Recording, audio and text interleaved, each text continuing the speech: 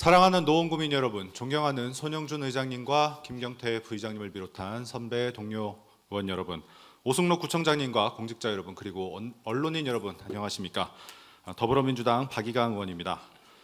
더불어 잘 사는 노원을 만들기 위해서 베드타운을 넘어 일자리로 활력 넘치는 경제도시로 도약하는 것, 우리 50만 노원 구민들과 더불어 오래도록 꿈꾸어온 노원의 개벽입니다.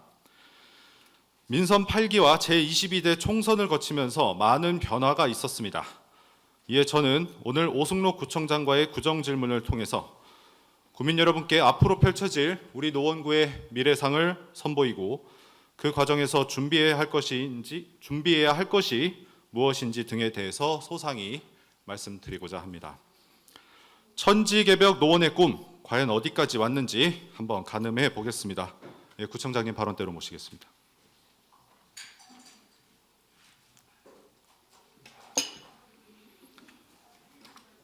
네, 청장님 매일 경무에 고생 많으십니다. 간밤에 눈이 많이 온다는 소식에 잠도 제대로 못 주무셨을 것 같은데 구청의 발빠른 대응으로 출근길 대로 제설은 어느 정도 된 것 같은데 관내 폭설 피해는 없는지요? 네, 발빠르게 대응해서 특별히 문제가 없고 다행히 눈이 얼어붙는 눈이 아니어서 그나마 조금 안심하고 있는데 이제 시작이 돼서 올 겨울이 좀 걱정입니다. 지난 겨울에도 꽤 눈이 많이 와서 그때마다 민간 제설 시스템을 바꾸기도 하고 민간 제설 기동반을 많이 모집해서 하기로 했는데 올해는 더 잦을 것 같아서 그에 대한 대비를 조금 철저히 해야 되겠다는 생각을 하고 있습니다. 네, 좋습니다. 노원의 천지개벽, 이것을 이끄는 대표적인 세 가지 과제를 꼽아보자면 첫째, 창동 차량기자 도봉면허 시험 장부제 바이오 메디컬 클러스터 조성, 둘째, 광운대 역세권 개발 사업, 셋째, 재개발 재건축의 신속 추진을 들 수 있겠습니다. 순서대로 어디까지 왔는지 한번 점검을 해보겠습니다. 먼저 서울 디지털 바이오 시티라는 이름으로 이제 서울시와 명명을 했습니다. 바야흐로 이제 잘 키운 기업이 동네를 넘어서 나라를 먹여 살리는 시대에 왔습니다. 많이 질문을 들으셨을 것 같은데 왜 바이오 산업이냐? 네, 여전히 많은 국민들께서 현대사회 인공지능도 있고 양자, 반도체 등 이제 4차 산업혁명을 이끄는 핵심 산업들이 여러 가지가 있는데 여전히 많은 국민들께서 왜 바이오인가? 궁금해하시는 분들도 계시는데 간단히 한번 말씀해 주실까요? 예, 우리 주민들은 여기 창동 차량기지 도봉면허 시험장에 일자리 단지가 오는 걸 이제 다 대체적으로 사회적 합의는 좀 이루어진 것 같은데 일자리가 들어오더라도 어떤 이제 기업들이 들어올 것이냐는 좀 여러 가지 좀 썰이 분분했습니다. 다만 우리는 어떤 기업이 들어오든 간에 일자리 창출 효과가 높은 기업이었으면 좋겠다. 그런 산업이었으면 좋겠다. 이렇게 생각을 했는데 전문가들 이야기 들어보니까 미래의 산업으로 세 가지 산업을 꼽더라고요. 바이오, 반도체, 자동차. 이게 우리 대한민국을 또 먹여 살릴 것이라고 하는데 이 중에 세 가지 중에 상식적으로 아무리 생각해봐도 자동차가 들어올 수는 없을 거고요. 반도체는 또 수원 쪽에 워낙에 자리를 잡고 있고 그래서 전체적으로 물론 바이오도 전국적으로 한 23개 정도의 단지가 있긴 합니다만 다들 썩 그렇게 성공적이지 못했고 또 수도권 서울 지역에는 또 바이오 단지가 없기 때문에 물론 홍롱이 있긴 합니다만은 홍롱이 규모가 너무 작아서 이쪽을 바이오 단지로 하는 게 적합하겠다. 그리고 이 세 산업 중에서도 바이오 단지가 일자리 창출 효과가 제일 높다라는 게 이제 여러 중론이어서 저희가 바이오 단지를 추진하게 되었습니다. 네, 좋습니다. 청장님 지난 3월 오세훈 서울시장께서 다시 강북 전성시대 프로젝트를 발표했습니다. 바이오 메디컬 클러스터 조성 사업을 이제 서울 디지털 바이오 시티 조성 사업으로 명명을 해서 공식적으로 추진할 것임을 천명하셨습니다. 처음에는 우리 구에서 이제 바이오 메디컬 클러스터 조성 전략을 우리 구에서 제시를 했었을 때는 사실은 그 당시만 해도 시장님이나 당시 이제 실무진과는 조금의 이견이 있었습니다만 지난 발표를 통해서 서울시나 오세훈 시장님도 더는 흔들림 없이 우리 노원과 완전히 같은 방향을 보고 계신 것 같습니다. 그렇죠? 네. 네, 좋습니다. 노원구에서 특히 좀 강하게 두 가지를 요구를 했는데 벤처 연구 융합 시설인 서울형 랩센트럴 그리고 기업 유치를 위해서 최대한의 규제를 완화하는 화이트 사이트 적용이 제대로 반영이 된 것 같습니다. 청장님, 그런데 이 보스턴에 유명하죠. 보스턴의 바이오텍들이 모여 있는 랩 센트럴, 이걸 벤치마킹하기 위해서 그동안 우리 노원구뿐만이 아니라 국내 수많은 정부 부처와 공공기관 그리고 지자체들이 랩 센트럴 견학도 하고 벤치마킹을 하기 위해서 도전을 해왔는데, 앞서 말씀 주신 대로 아직 뚜렷한 성과를 거두지 못했다는 평가가 좀 많습니다. 그럼에도 불구하고 우리가 이 랩 센트럴 조성에 뛰어든 이유가 뭐고, 노원구는 반드시 성공할 수 있겠다라는 것을 어떤 걸 보신 것 같은데, 그런 영감을 받으셨을 것 같은데, 우리가 다른 지역과의 차별점을 어디서 발견하셨는지요? 예, 이제 보스턴을 제가 갔던 이유는 보스턴 바이오 단지가 10년 사이에 세계 1위로 갑자기 뛰어올랐습니다. 원래는 굉장히 최하위권이었는데 10년 사이에 이제 어떻게 세계 1위 바이오 단지로 된 것인가에 대해서 궁금해서 이제 작년 3월에 방문했었는데, 이제 거기서 그 현장을 목격을 했었고요. 물론 대학들이 좋은 대학이 있습니다만은 뭐 하버드대나 MIT가 있습니다만은 그 대학은 그 전에도 있었거든요. 근데 왜 갑자기 10년 사이에 이렇게 됐을까? 그게 이제 그 매사추세츠 정부에서 매년 1,000억씩 10년 동안 1조를 투자한, 그러니까 마중물 자금. 근데 그게 굉장히 큰 역할을 했고요. 그리고 거기에 이제 좀 어떤 선구자적인 요하네스라는 사람이 랩 센터라는 걸 만들어서 이제 어쩌면 거기가 거점, 그러니까 공유형 실험실이라 그럴까요? 우리도 이제 많이 도입을 하고 있는데, 그러니까 개개인들이 무슨 스타트업 하는 사람들이 뭐 이렇게 공간 마련하는 것도 어려운데 무슨 그 고가의 장비, 뭐 실험 기구 같은 걸 각자 사들일 수가 없으니 이제 여기서 이 회사의 랩 센트럴에서 제공을 해주고 입주만 시켜가지고 그 공동으로 이용하게 해주고. 근데 그렇게 시작을 했는데 뭐 세계 각지에 이제 아이디어 있는 사람들이 글로 모여가지고 뭐 사무실 할 것도 별거 없이 의자 하나 줍니다. 의자 하나. 근데 실험 장비는 같이 쓰게 해주고, 또 층층이 모여서 뭐 차도 먹고 뭐 이렇게 간식도 먹을 수 있는 공간 마련이니까 자연스럽게 그들끼리 소통을 하고 교류를 하고, 거기서 좋은 뭐 의학도도 있고 공학도도 있고 뭐 각자 분야의 사람들이 모여서 교류하면서 거기서 아이디어가 더 발전되고, 그 아이디어를 사냥하기 위해서 글로벌 빅파마라는 세계적인 바이오 기업들이 늘 거기에 와서 무슨 이렇게 판을 벌리고, 그러면 거기서 발표하면은 거기서 사가고, 이런 것들이 다른 어느 미국 내에서도 다른 바이오 단지에도 없던 것이고 유럽에서도 없던 것이어서 그게 이제 큰 역할을 하지 않았나, 이렇게 좀 이렇게 인상적으로 봤고요.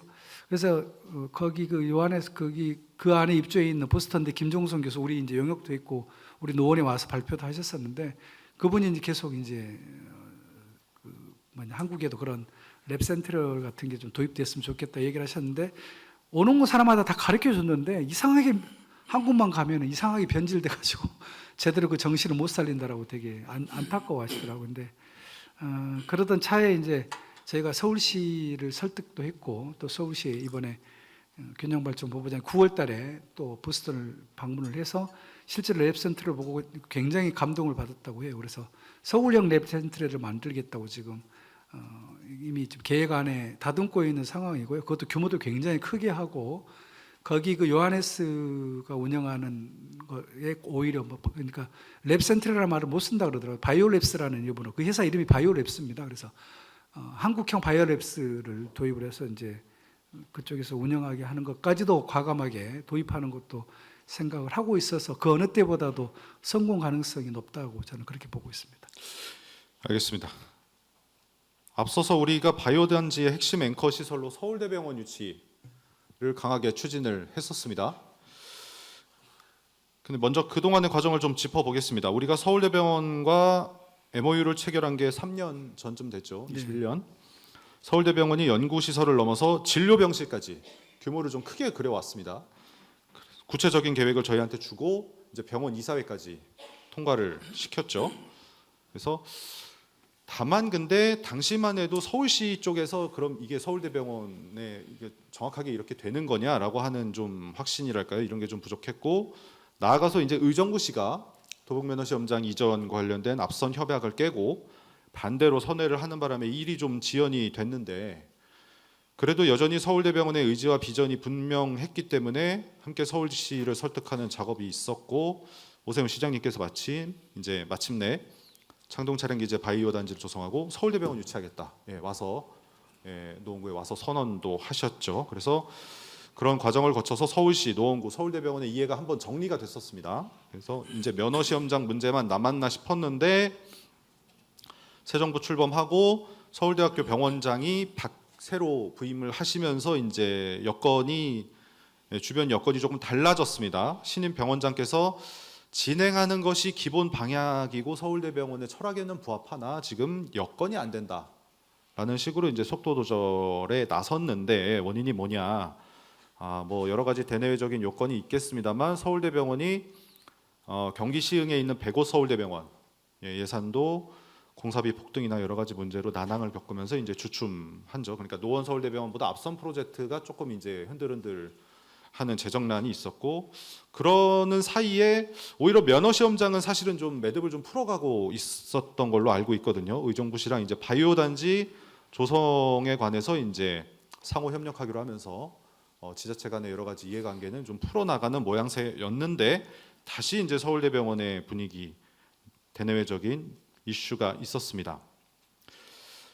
그래서 이제 사실은 서울대병원만 초심을 되찾고 재정 확보 방안만 마련되면 되는 거 아니냐 했는데 이제 최근에 의정 갈등 장기화라는 이제 폭탄이 터지고 서울대병원이 이에 따라서 비상 경영에 돌입하고 앞서 말씀드린 백오 서울대병원 마저 준공 날짜를 잡긴 했는데 여전히 재정이 쉽지 않아서 정리하자면 청장님 서울대병원 유치 관련된 대내적인 여건이 매우 어려운 상황임은 부인할 수가 없겠습니다. 국민들께서도 많이 기대를 하셨습니다만 그렇다고 마냥 서울대병원의 의사결정이나 정상화되기를 우리가 계속 기다릴 수는 없는 상황으로 보이는데요. 일각에서는 서울대병원이 안 왔는데 이 바이오 단지 성공할 수 있냐? 서울대병원이 핵심 앵커 시설인데 이거 안 되면 바이오도 안 되는 거 아니냐? 이런 전망으로 문제 제기를 하기도 하는데 동의하십니까? 동의하지 않습니다. 저는 그렇지 않고요. 저도 걱정을 했는데 병원이 앵커 시설이 돼야 기업들이 들어오는 거 아닌가 했는데 저번에 서울시에서 기업 설명회 하고 나서 기업들이 반응을 보니까 그거는 전혀 상관없이 오히려 기업들이 들어오면 좋은 기업이 들어오면 병원이 따라 들어올 수 있겠다라고 생각이 좀 바뀌었습니다. 그래서 저희는 천만다행이고요. 쭉 이제 과정을 설명하셨습니다만 결론적으로 보면 서울대병원의 의지가 없어진 겁니다.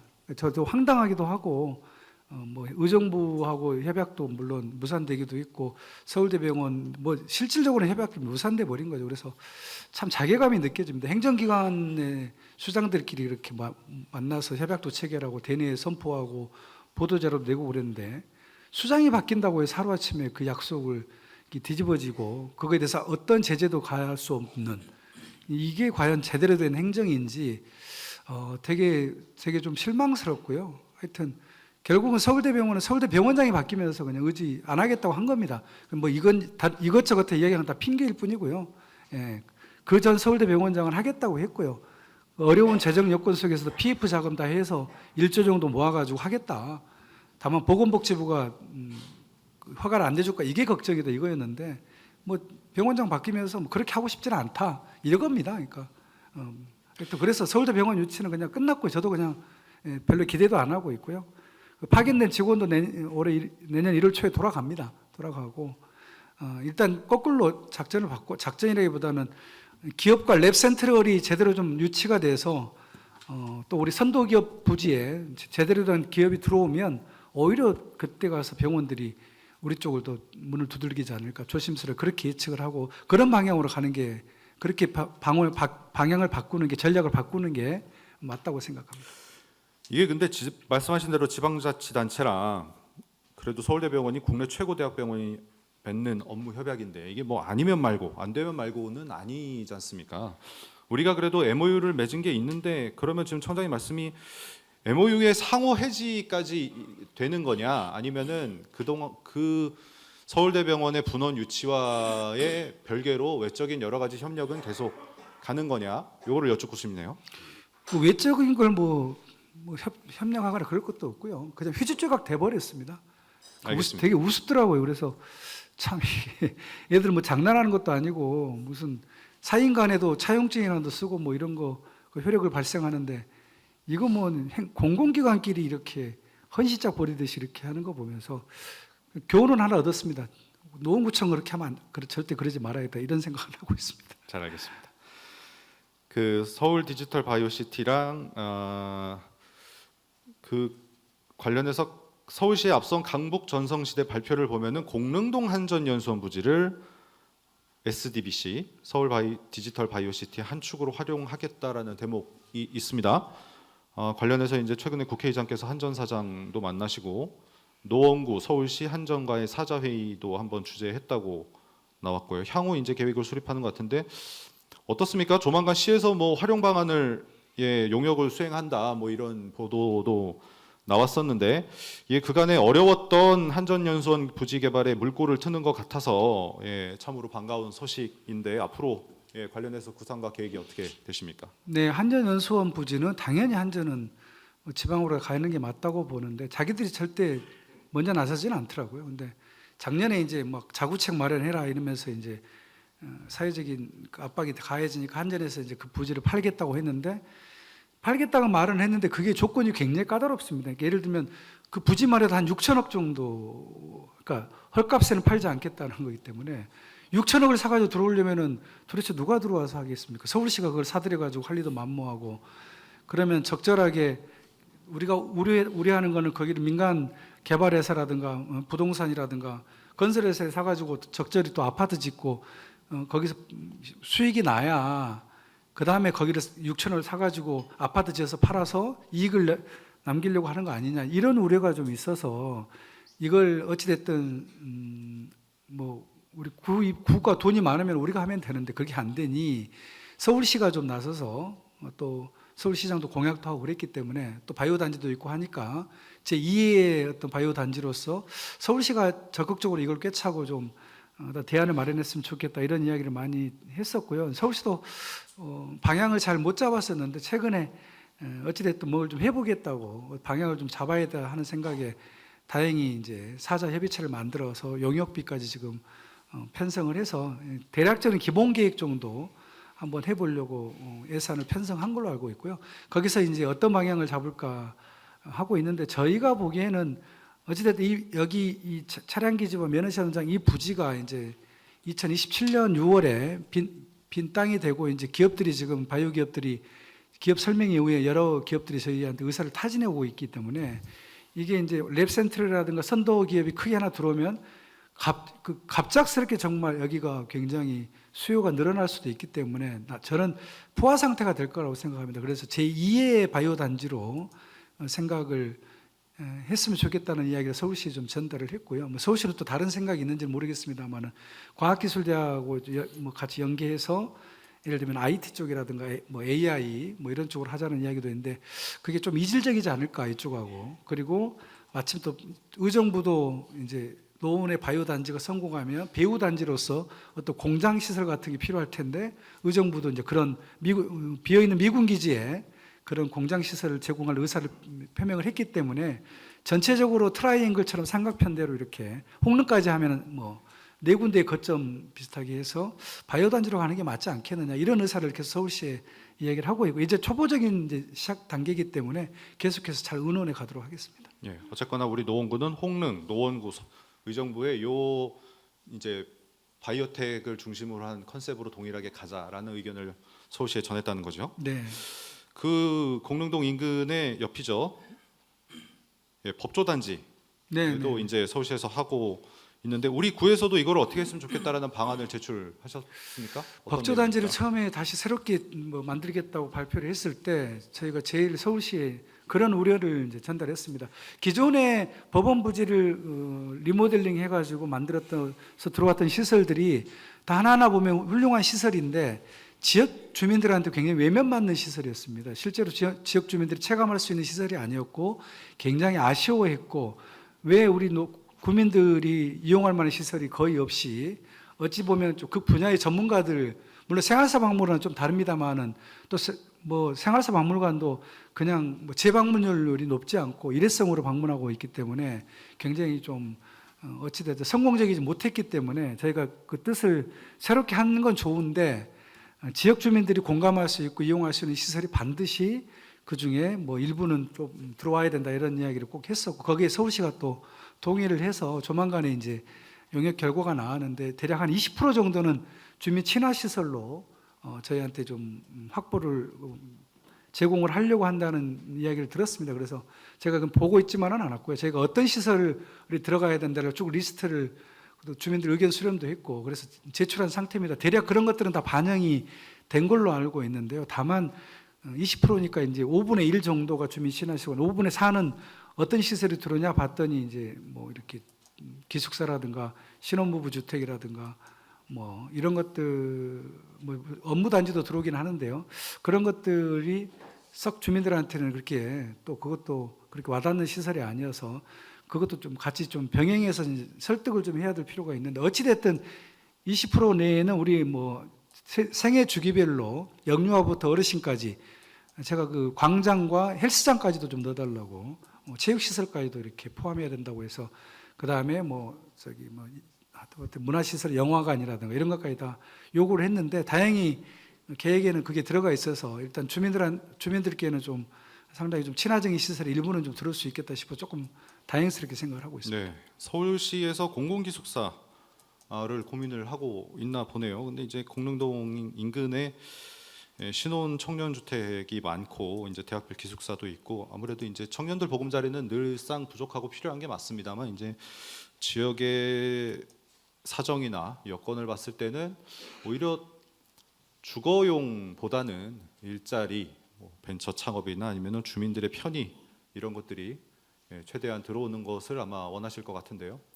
이게 이제 기숙사가 지금 제가 조금 우려가 되는 게 여기도 기숙사가 엄청 들어오지만 광운대 역세권에도 지금 공공기업 부지에 900실 정도의 기숙사가 좀 계획이 되어 있습니다. 그래서 이게 과연 수요를 다 충족할 수 있을지에 대한 좀 의문이 있어서 법조단지에는 공공기숙사보다는 어찌됐든 좀 신혼부부라든가 청년주택은 어차피 그 주변에 좀 많이 있으니까 주택을 짓더라도 좀 다른 어떤 형태의 좀 주택에 뭐 거주시였으면 좋겠다 이런 생각을 하고 있는데 다행히 이제 서울시 의원들도 문제의식을 공감하고 수요조사라든가 이런 걸 좀 하고 있는 걸로 알고 있습니다. 그래서 그런 걸 좀 봐가면서 아직 시간이 좀 있으니까 적절하게 좀 뭐 용도 변경이라든가 이런 거 뭐 계획 단계에서 조금 변경도 가능하다고 보는데 거기에는 일부 또 업무 시설 같은 게 들어와 있습니다. 근데 그것도 제 생각에는 우리 노원구에 지식산업센터 같은 게 없습니다. 그래서 실제로 많은 기업하시는 분들, 뭐 소규모로 하시는 분들이 특히 그 과기대 옆에 테크노타운에 있는 입주했던 시설들이 7년간 있다가 나가게 되면 굉장히 성공한 기업들이 꽤 있습니다. 근데 노원에서 뭐 정착하고 싶은데 노원에는 사무공간, 그러니까 이렇게 자기 공장 이렇게 직원들하고 한 10명에서 15명, 30명이 들어갈 만한 이런 오피스나 이런 게 없어서 할 수 없이 경기도로 다 별내라든가 구리, 다산신도 이런 쪽으로 가면서 굉장히 아쉬워합니다. 왜 아쉽습니까? 물어봤더니 아니 명함에 경기도라고 쓰여진 것과 서울시라고 쓰여진 것 천지 차이라는 겁니다.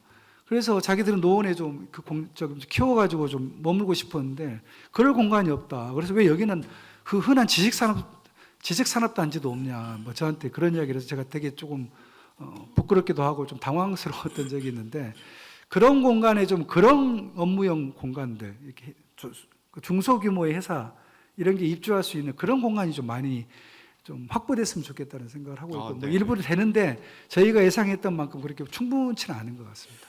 예, 저도 뭐 벤처 창업 공간에 대한 말씀을 많이 드리고 그랬었는데 실제로 좀 그렇게 실현이 돼서 서울시랑 협의가 좀 원만하게 잘 이루어졌으면 좋겠습니다.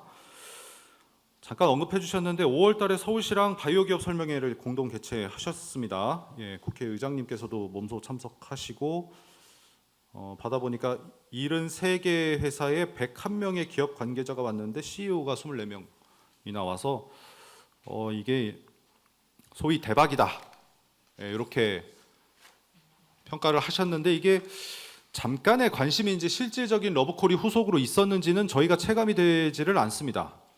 이 설명회 이후 바이오기업 유치 어디까지 왔습니까? 러브콜이 많이 있습니다.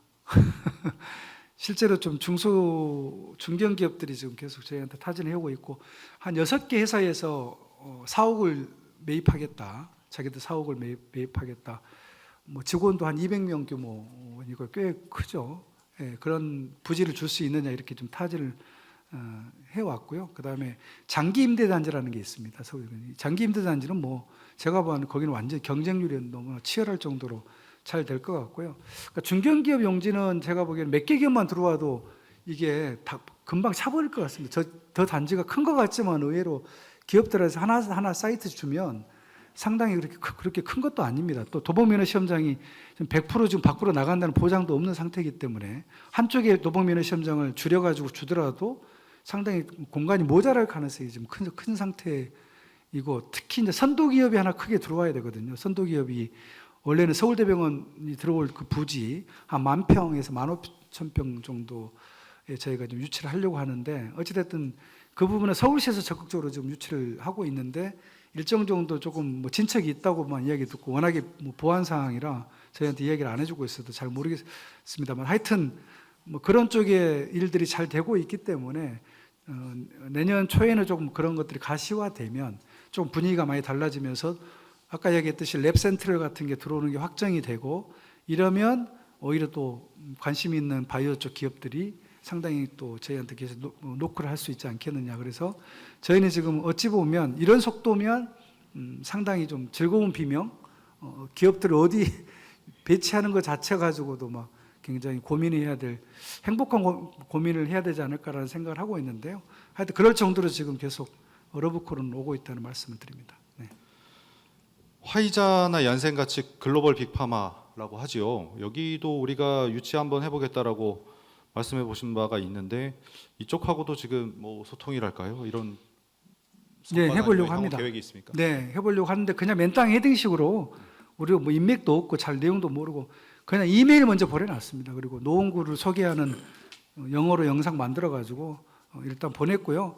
내년에 보스턴에서 세계 최대 규모의 바이오 USA가 보스턴에서 열린다 그래서 거기도 저희가 부스 하나 좀 여기 홍릉이 늘 매년 참가를 하고 있어서 홍릉 쪽에다 저희 부스 하나 좀 달라 그랬습니다. 그래서 그 부스 가서 그냥 무작정 차리고 그냥 거기 오는 바이오 관계자들한테 그냥 설명도 하고 그냥 끈질기게 안내도 하고 이렇게 한번 부딪혀 보려고 지금 그렇게 계획을 하고 있고, 또 이쪽 그 바이오 기업 중에 가장 빅파마들하고 좀 인맥도 넓고 이런 모 기업의 대표한테 제가 SOS를 청해서 조금 그런 빅파마들 좀 소개를 좀 해달라고 그렇게 요청을 할 생각인데, 이 일은 뭐 저희 구청이 나서서 하면 아예 뭐 거들떠 보지도 않기 때문에 지금 현재 국회의장의 도움을 좀 얻어서 조만간에 그쪽 관계자들하고 좀 미팅이 예정돼 있고요. 그렇게 좀 시작을 하다 보면 언젠가는 길이 열릴 거라는 생각으로 저희가 지금 접근하고 있습니다.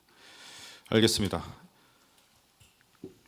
계속 나오는 단어인데 이제 랩 센트럴 공동 연구실, 요 시설이 보스턴에서도 처음에 이제 보스턴 주변에 아이비리그 있는 대학들 출신의 바이오텍 벤처 기업들의 어떤 공동 공간에서 출발을 했는데, 말씀하신 대로 이제 짧은 시간 내에 이제 코로나도 맞이했지만 크게 성장을 폭발적으로 해서 지금 세계 시장을 호령하고 있는데, 우리도 그러면 이 바이오 기업의 도전장을 내면서 벤처 창업 생태계를 조성하려면은 우리도 대학과의 유기적인 협력을 좀 해야 될 것 같은데요. 어떤 계획을 갖고 계십니까? 예, 이거는 우리 관내에 뭐 일단 4개 대학, 과기대, 광운대, 삼육대, 서울여대가 바이오학과들이 있습니다.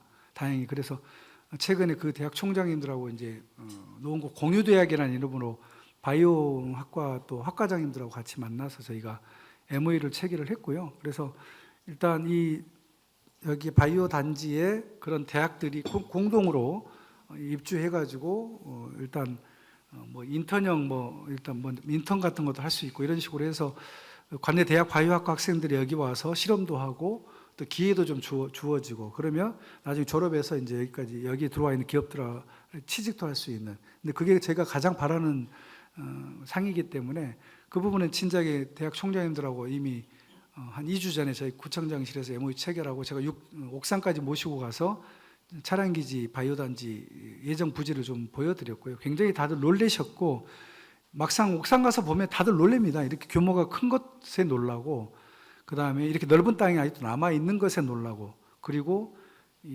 주변 환경이 너무나 이제 산도 많고 이래서 굉장히 뭐랄까 좀 이렇게 긍정적인 그런 주변 환경, 인프라를 보면서 성공할 수 있겠다는 확신을 다 긴가민가 하다가 옥상만 다들 데리고 온 기자들도 그렇고요. 제가 올 때마다 모시고 가는데 다들 감동하더라고요. 그래서 꼭 성공할 수 있겠다라는 생각을 하면서 그때 총장님들도 열심히 자기들도 할 수 있는 일을 좀 찾아보겠다. 적극적으로 기회를 달라. 오히려 총장님들이 저희한테 저희가 기회를 주겠다. 장기 임대단지 같은 경우는 들어와서 함께 공동 연구할 수 있고 랩 센트럴이 또 옆에 있기 때문에 그런데 실력만 있으면 쭉 들어가서 입주해가지고 2년간 인큐베이터 역할을 할 수 있거든요. 그래서 그런 걸 제가 적극적으로 주선해 주겠다 이렇게 얘기를 하고 있습니다. 네. 이렇게 될 걸 예상한 건 아닙니다만 제가 그 관악협력 지원 조례를 만드는데 그래도 앞장을 섰는데 아무튼 잘 써먹으시길 네. 바라겠습니다. 네. 그 12월에는 인덕대학교하고도 제1의 스타트업 창업 박람회를 하는데 저는 되게 그 포스터를 보고 혁신적인 결정이다라고 생각을 했습니다. 옛날에는 우리가 그 중계근린공원 같은데 부스를 펴서 이제 나열식으로 하고 오시는 분들을 그냥 맞이하고 이런 정도의 운영이었었는데 이제는 이 참여 기업들이 직접 벤처 투자자나 컨설턴트 앞에서 자기 제품 홍보하고 PR하고 이제 피드백을 받고 이제 투자 계약까지 체결하는 걸 이제 데모데이라고 하는데 이걸 이제 최초로 노원구에서 개최한다는 것은 큰 의미가 있습니다. 그래서 이러한 이제 요청을 드렸던 사람으로서 청장님 결단에 정말 감사드립니다. 앞으로 이러한 관악 협력이 활발하게 펼쳐질 수 있도록 많은 관심과 지원을 부탁드리겠습니다. 예, 그 매년 박람회를 했는데 되게 아쉽더라고요. 그것도 인덕대학교만 그런 걸 하고 그래서 일반 박람회하고 좀 별 차이도 없고 그렇게 흥행에 성공하는 것 같지도 않고 그래서 제가 작년에 인덕대학교 측에 강력하게 좀 문제 제기를 했어서 이런 방식으로 하는 거 서로 간에 좀 스트레스다 이거. 우리는 우리대로 스트레스고 인덕대학교도 노원구민들하고 좀 한번 해보려고 왔는데 좀 이렇게 뭐 막 아주 우호적이고 막 활발하게 참여하는 건 아니어서 오히려 좀 저어될까 두렵다 이런 얘기. 그러니까 요즘 시대가 바뀌었으니 다른 방법으로 좀 해보자 이렇게 좀 제안을 했고요. 뭐 올해 이제 이렇게 합니다만은 저는 솔직히 장소도 여기가 아니라 뭐 우리 차 없는 거리 행사 같은 거 할 때 넓은 광장에서 그런 창업 스타트업 박람회 이런 식으로 한번 해보자고 제안도 했었는데 내년에 이제 기회가 된다면 그렇게라도 좀 넓혀보는 게 저는 맞다고 생각합니다. 예, 알겠습니다. 광운대 역세권 개발 얘기를 좀 하겠습니다. 얼마 전에 KBS 열린음악회를 아주 떠들썩하게 했습니다. 그 목적이 광운대 역세권 개발 사업 착공 축하였는데 월계동 주민들께서는 워낙 이제 총장님이 어디 가실 때마다 광운대 역세권 개발이 된다, 이게 어떻게 된다라는 설명을 좀 많이 하셨었는데 다른 주민들께서는 도대체 얘기를 들었는데 뭐 천지가 개벽한다더라 하는데 이게 도대체 뭐냐? 광운대 역세권 개발이 뭐야? 이게 무슨 내용이야? 이게 뭐가 어떻게 바뀐다는 거야? 이런 부분에 대해서는 구호 외에는 잘 모르시는 국민들도 계실 것 같아요. 한번 간단히라도 이 기존의 역사와 의의를 한번 설명해 주시죠. 네, 그 열린음악회를 개최한 의도는 이제 바로 그거였고요. 상계동, 중계동 주민들은 솔직히 월계동이 그렇게 넓은 땅이 있는 걸 모릅니다. 그리고 뭐가 저렇게 아파트 짓는 거 가지고 저렇게 호들갑을 떠냐? 뭔 열린음악회까지 막 하고 아니 뭐 저기 포레나 노원하고 롯데캐슬 지을 때 뭐 착공시대 제대로 안 하더니 뭔 강원도에 3천 가구 들어온 게 뭐가 대단하다고 보람 아파트는 5천 가구인데 뭐 그런 이야기를 많이 들었습니다. 그래서 이걸 어떻게 아무리 말로 설명해도 알 수가 없고 보여주는 수밖에 없어서 특히나 월계동은 또 이 강 건너라서 이 마음의 거리들이 또 있고 그래서 광운대 여기 솔직히 어디에 있는지도 모르는 주민들도 대다수고 이래서 아무래도 현장을 좀 보여드려야 되겠다. 그러려면은 그냥 일반적으로 착공 시작하면 잘 안 오시잖아요. 그래서 이제 문화 행사를 곁들여서 좀 보여드리고 싶었습니다. 여기 이런 땅이 그거는 다만 비단 광운대 역세권 개발이 아니라 상계동에 지금 줄지어서 대기하고 있는 재건축을 하고 있는 분들한테 꼭 보여주고 싶었습니다. 앞으로 재건축을 하려면 이렇게 해야 된다. 그 주거 환경 변화 열악한 걸 벗어난 것도 있지만 새로운 도시, 미래의 도시는 이런 방식으로 지어야 된다는 것을 꼭 좀 어필하고 싶었습니다. 단순히 아파트를 49층 높이고 용적률을 올리고 뭐 이런 데만 지금 혈안돼 있지 마시고 도시를 설계할 때 공원을 어떻게 만들고 그다음에 쇼핑몰을 어떻게 만들고 거기에 부대 시설이 왜 필요한지 그 시설 간의 연결은 어떻게 해야 되는 것인지 1층과 1층은 어떻게 하는 것인지 이런 게 다 광운대 역세권 그 개발 조감도에 다 들어와 있거든요. 그걸 좀 꼭 좀 보여주고 싶었습니다. 그래서 그날 좀 떠들썩하게 해서 일부러 좀 많이 오게 해서 실제로 많이 보셨던 분들은 정말 많이들 놀랬습니다. 일단 규모에 놀랬고요. 그 안에 4만 3천 평의 땅이 있다는 거에 굉장히 놀랬습니다. 아마 의원님들도 그 안의 땅을 그날 처음 와서 보신 분들도 아마 계시지 않을까 싶을 정도로 그래서 다만 지때 요즘 뭐 이제 어제 이순희 분양이 다 끝나면서 워낙에 이제 사회적인 요즘 부동산 이슈에 이제 많이들 관심도 갖고 이러면서 근데 그걸로만 끝나는 게 아니고 아파트뿐만 아니라 부대 시설들이 들어가고 월계 1동과 월계 3동을 연결하고 공릉로까지 연결하는 여러 가지 인프라 사업이 아직 홍보는 안 되고 있는데 이제 점차 홍보가 되다 보면 미래 도시는 이렇게 만들어야 된다. 이 모델을 꼭 좀 보여주고 싶었고 이게 앞으로 상계동, 중계동, 하계동에 재건축 단지 하시는 분들한테 꼭 좀 어필하고 싶었던 그런 마음이 컸는데 그날 뭐 100%는 아니지만 어느 정도는 조금 어필한 것 같아서 그래도 아직은 좀 멀었다고 생각하고 이제 시작이다 생각하고 조금 더 홍보를 좀 강화하려고 합니다. 네. 예. 이 광운대 역세권 개발 사업이 어찌 보면 이 100년 미래를 설계하고 이제 초석을 쌓는 이제 가장 핵심적인 것 중에 하나인데 이 완전한 결실을 거두려면 몇 가지 좀 해결해야 될 과제들이 좀 있어 보입니다. 꾸준히 추진해왔던 GTX-C와 이를 연계한 이제 SRT 고속철 이 유치를 위한 플랫폼 연장 사업도 이제 이 단초는 마련했습니다만 아직 확정이 안 됐기 때문에 국토부의 동향 파악을 좀 잘 해서 기민하게 대응하는 게 필요하고 주민 수요가 많은 그 월계 3동 방면에 새로운 출입구 내달라는 말씀이 많으신데 이게 한 400억에 450억 정도 되는 재정 규모다라는 이제 계산식이 있기 때문에 이 재원을 어떻게 마련할 것이고 이 이해관계자 간의 이 재정 부담을 어떻게 할 것인가가 또 관건이고 바로 옆에 그 서울교통공사 성북 승무 사업소인가요? 거기는 또 이 사업에 들어가지 않았죠. 그래서 이거를 한꺼번에 하지 못한 것도 우리한테는 아쉬운 일이고 마지막으로 아까 잠깐 말씀 주셨는데 서울시에서 요청을 해서 지금 고려 중인데 공공기숙사도 일부 들어가는데 역시 이것도 우리 지역의 이제 주거 시설보다는 기업이나 상업, 일자리 이런 시설이 좀 더 많이 물량이 배정되었으면 좋았을 건데 이런 아쉬움들이 한 몇 가지 있습니다. 이런 거에 대해서 어떻게 좀 대응하고 해결해 나가실 건지요? 방안을 여쭙습니다. 강원대 역세권이 성공할 수밖에 없는 두 가지 이유가 있습니다. 일단 규모가 굉장히 크고 약간 4만 3천 명. 그다음에 교통 조건이 굉장히 획기적으로 이제 GTX-C가 이제 들어온다는 거하고 석계요금은 1호선과 이제 6호선이 지나가기 때문에 이 교통 때문에 강남 접근성이 좋아지기 때문에 다들 관심을 갖게 된 성공적인 요인 중에 하나라고 봅니다. 그래서 아까 의원님께서 말씀하셨던 이제 SRT 수소에서 삼성역을 연결만 하면 삼성역에서 이제 창동까지 오면서 광운대역 정차하는 것. 그러려면은 기술적으로 지금 GTX 승강장보다 33m 정도 조금 더 길게 건설해야만 SRT가 들어올 수 있습니다. 그래서 그거는 내년도 철도 기본계 5개년 계획을 꼭 좀 반영하려고 지금 국회의원들하고 이야기를 하고 있고요. 그거는 뭐 많은 의원님들도 요가 그렇게 크게 어려운 일이 아니어서 그 부분까지 하면은 이제 부산이나 이제 광주에서도 바로 이제 광운대역까지 올 수 있는 기반이 마련되는 거기 때문에 그것도 굉장히 중요한 과제로 생각하고 있고 그다음에 지하 통로 이거는 월계 이제 3동 분들이 지금은 6개로 올라가서 넘어가서 또 GTX 내려가려면 한참 내려가야 되는데 GTX 개찰고에서 나오자마자 그냥 바로 지하로 해서 이 광운대 역세권까지 이제 연결을 해달라. 이제 굉장히 저는 그게 이제 돈이 너무 많이 들어서 한 400억 들어서 이걸 어떻게 해? 그냥 뭐 GTX에서 못 한다는데 좀 포기하고 있었고 조금 흔쾌하지 않았는데 이번에 일본 도쿄를 갔다 오면서 생각이 좀 바뀌었습니다.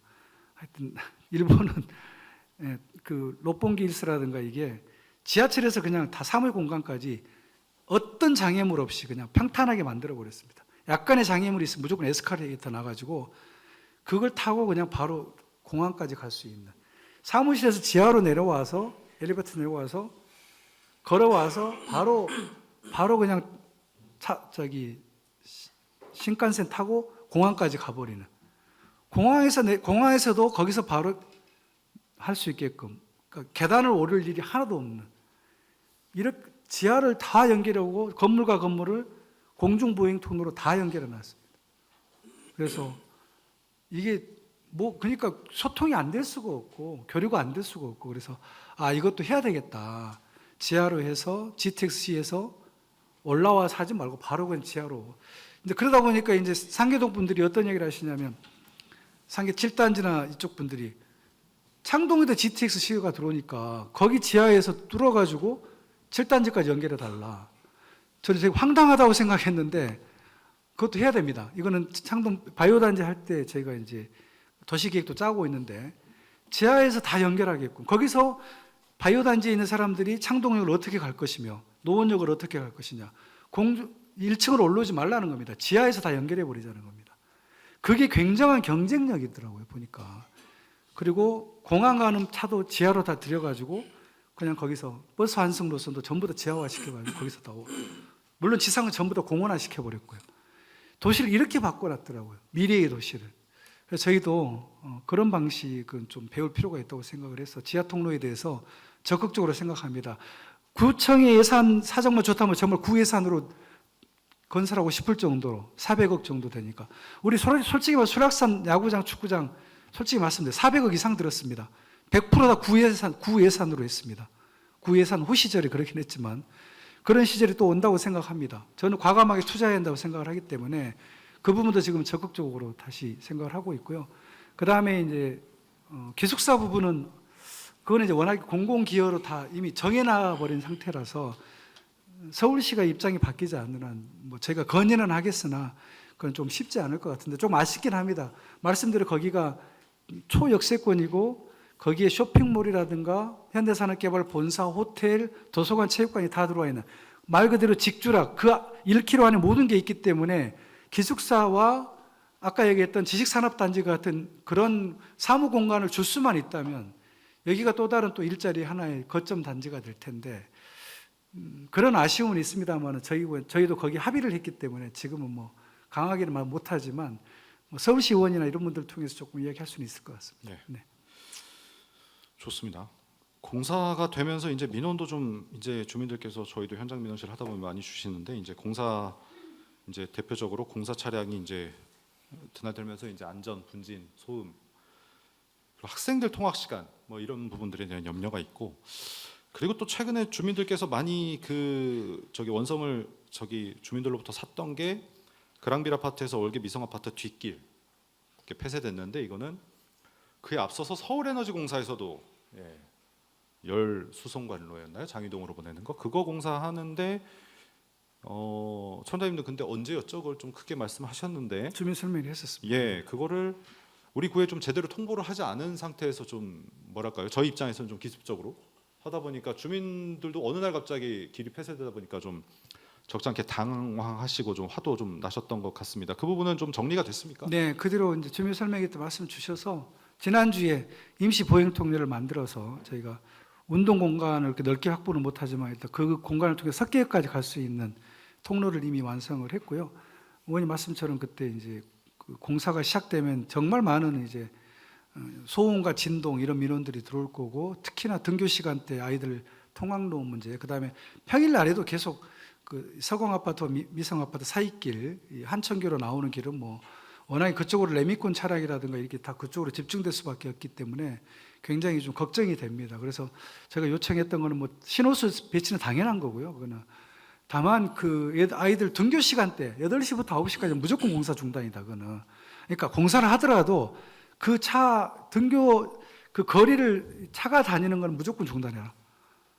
물론 이제 공사 기간이 있기 때문에 이제 현산 쪽에서는 조금 마음이 초조한 건 아는데, 그거는 그 회사의 사정일 뿐이고, 우리는 아이들 통학로 시간, 노원의 모든 공사 현장은 8시부터 9시까지 무조건 공사 중단이라기보다는 여하튼 차량 소통을 못하게 하고 있습니다. 그래서 그 부분은 지금 계속 강력하게 이야기를 하고 있고, 우리 부서에서도 계속 그걸 점검을 하고, 저희가 계속 수시로 점검하고 대안을 좀 마련을 요구하고 있고 감시를 할 겁니다. 저희가. 예상되는 민원들에 대해서 기민하게 대응해 주시기 바랍니다. 마지막으로 연결돼 있는 게 그 지난 총선에서 들어보셨을 겁니다. 여야 모두 지하철 1호선 지하 핵심 공약으로 냈습니다. 월계동이 이제 1호선 때문에 이게 동네가 이렇게 분절되어 있어요. 그러다 보니까 어느 지역보다는 더 큰 효과가 낼 것이다. 그래서 요거랑 같이 가거나 아니면 우리가 이제 선정만 되더라도 광운대 역세권 개발 사업하고 참 시너지가 날 것 같은데요. 우리 구에서 어떻게 전력 투구를 해야 될 것 같은데요. 어떻게 대응하고 계시죠? 네, 경원선 지하화는 저희가 7개 경원선이 지나가는 7개 구청장들 협의체를 만들어서 저희가 얼마 전에 건의무도 모여서 건의무도 좀 발표하고 하고 있고요. 또 국회에서는 그 해당 노선에 국회의원들이 지난주 금요일에 또 토론회를 한 걸로 알고 있습니다. 그래서 전방위적으로 계속 국토교통부에 좀 압력을 넣고 있고요. 서울시가 뭐 모든 선을 다 지하화해달라고 국토교통부에 올리는 바람에 변별력이 없습니다. 그래서 일단 뭐 모든 노선에 있는 구청장, 국회의원들이 다 지금 다들 뭐 발벗고 뛰고 있기 때문에, 근데 그 중에 보니까 저희 경원선에 있는 국회의원, 구청장들 제일 열심히 또 모이시고 뭐 이렇게 행동들을 하셔서 어찌됐든 12월이나 내년 1월에 국토교통부가 발표를 한다고 하는데 조금 좋은 결과를 기대해 보고 있습니다. 네. 이런 사업들이 이제 우리 계획대로만 잘 되면 정말 말 그대로 월계동이 상점벽해를 하고 그걸 넘어서 이제 노원구가 천지개벽하는 정말 꿈 같은 사업들입니다. 최근에 뜨는 동네라고 하는 성수동이나 아니면 제2의 판교 이런 수식어가 정말 부럽지 않도록 사업 관리를 잘 해주시기 바라고. 예, 한 말씀만 드리면은 광운대 역세권 개발은 진짜 우리 노원구로서는 처음으로 직주락, 흔히 이제 이야기했던 뭐 프랑스의 이제 15분 도시 개념,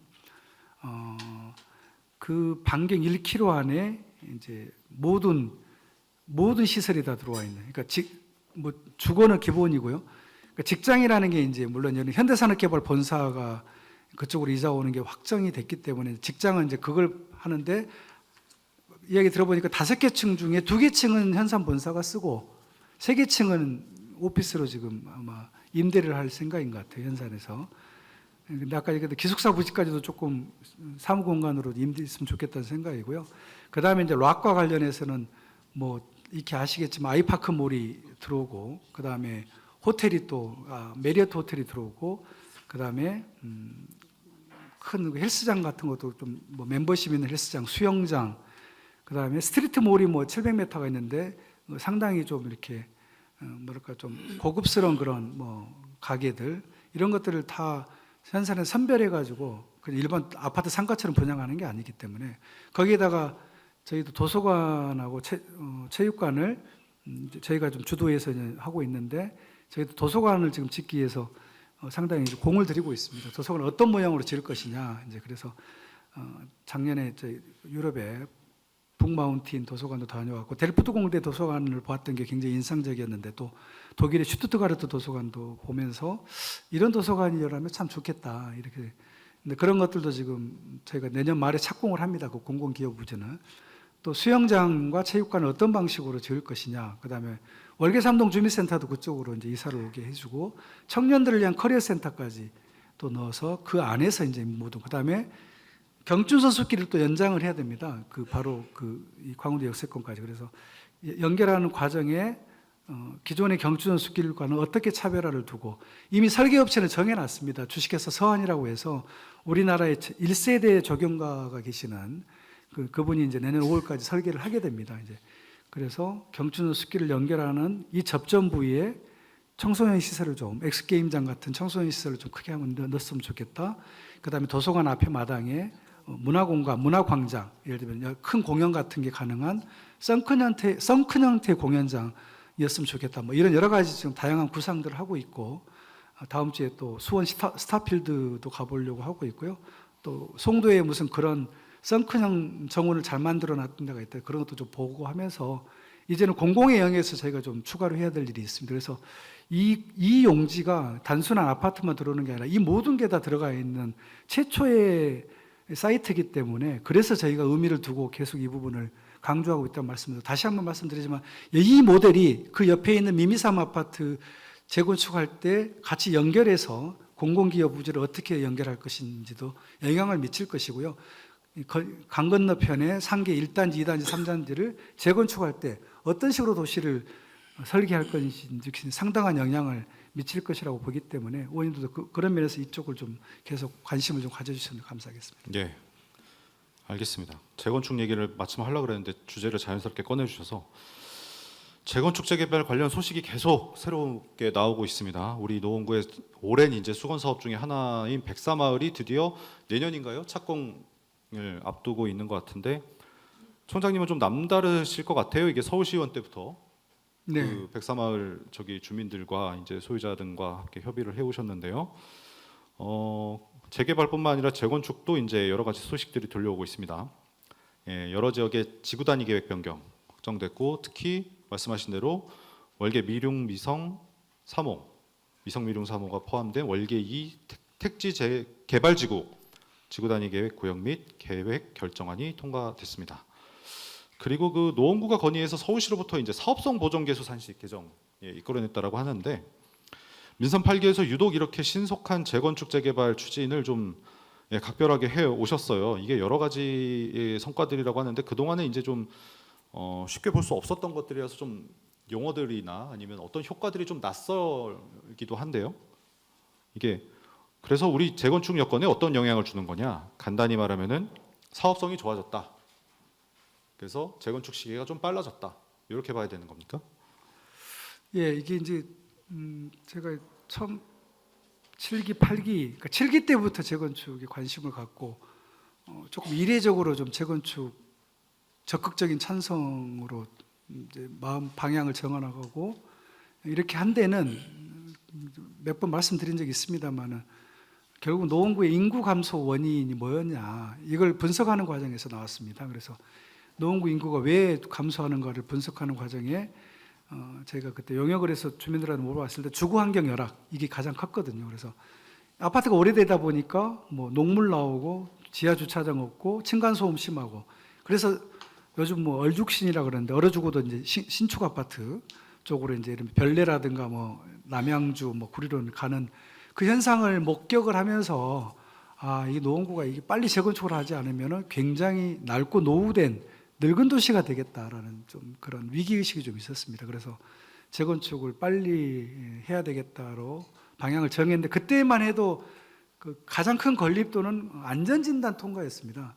안전진단 기준이 너무 높아가지고 단 한 군데도 그 안전진단 통과를 못하고 있었습니다. 안전진단을 통과해야 재건축을 시작할 수 있는데 그게 정부에서 정한 기준이 너무 높아가지고 처음에는 그 기준을 완화시키는 거에 굉장히 공을 들였고요. 실제로 이제 작년 1월 1일부터 그게 완화가 돼서 이제 안전진단이 걸림돌이 되지는 않습니다. 안전진단은 다 통과가 되고 있고요. 최근에 또 내년 6월에는 안전진단 없이 바로 재건축을 할 수 있게끔 또 법이 개정이 됐기 때문에 이제 첫 번째 허들은 넘었는데 두 번째 허들부터 가장 중요한 게 주민들이 시작을 해야 되는데 제일 문제는 추가 분담금. 그러니까 내가 똑같은 평수를 받을 건데 나는 그 사이에 돈을 얼마를 더 내야 되냐. 이렇게 착각하시는 주민들도 봤습니다. 옛날에는 재건축하면 오히려 돈을 받았다는 거예요. 내가 돈을 내는 게 아니라 돈을 받았다는 이제 그런 또 그 시절을 또 떠올리면서 재건축하면 우리가 돈을 버는 거다. 이렇게 생각을 하셨는데 시대가 많이 바뀌었죠. 지금은 추가로 돈을 내야 됩니다.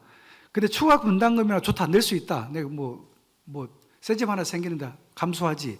근데 그게 1억이나 2억이면 내가 감수하겠는데 최근에 이제 보니까 그 사이에 여러 가지 전쟁이라든가 뭐 인건비가 오르고 그러면서 막 3억, 4억, 어쨌든 뭐 5억, 7억 이렇게 돼버린 겁니다.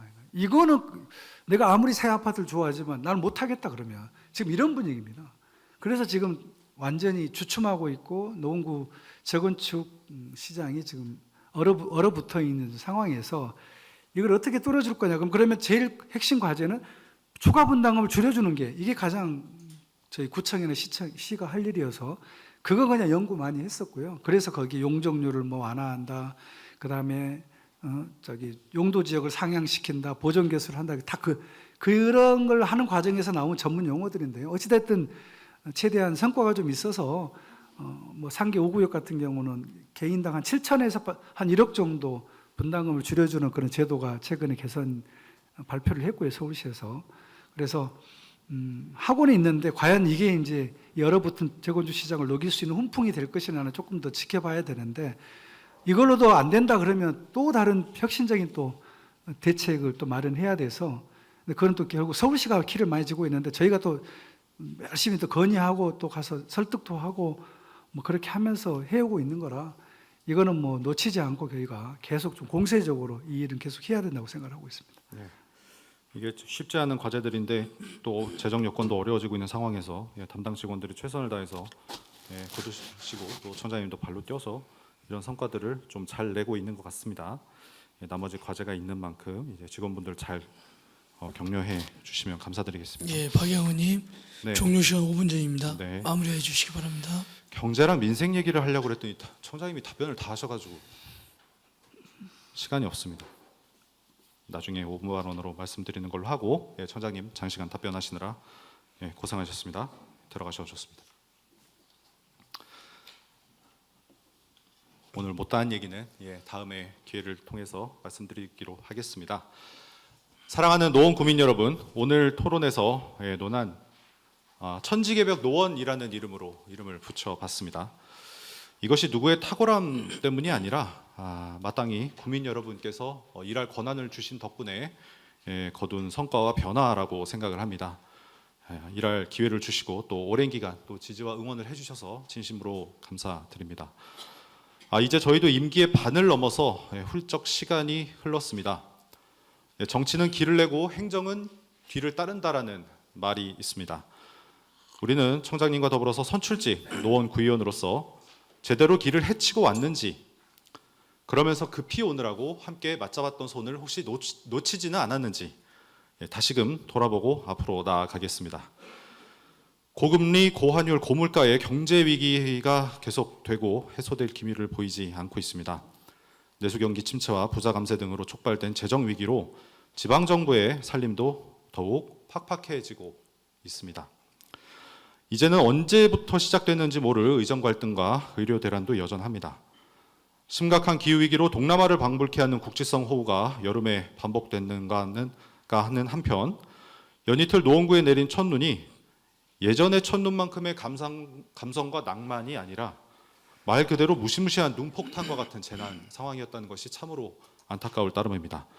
부디 이번 눈 강설로 인해서 다치거나 안 좋은 사고를 당한 구민이 없으시기를 바랍니다.